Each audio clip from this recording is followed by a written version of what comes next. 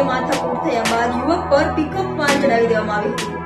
એટલેથી પણ ન અટકતા યુવકને 150 મીટર જેટલો ઢસડવામાં આવ્યો હતો, જેના પગલે તેનું મોત નીપજ્યું હતું।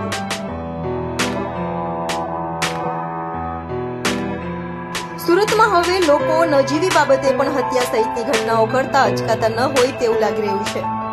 ત્યારે કતારગામમાં અકસ્માત કરી હત્યાની ઘટનાને અંજામ અપાયું હોવાની ઘટનાના સીસીટીવી સામે આવ્યા છે।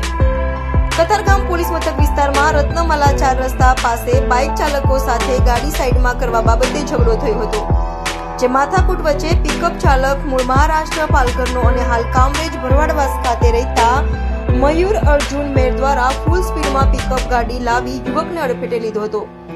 યુવાન અડફેટે આવ્યા બાદ પિકઅપ ચાલકે તેને 150 મીટર બોનેટ પર ઘસડ્યો હતો અને ત્યારબાદ ગાડી ચડાવી દીધી હતી, જેને લઈ યુવાનનું ઘટના સ્થળે જ કમકમાટી ભર્યું મોત નીપજ્યું હતું।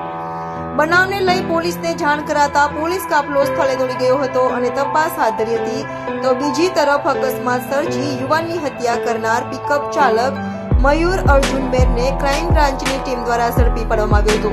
હાલ આ મામલે પોલીસે વધુ તપાસ હાથ ધરી છે।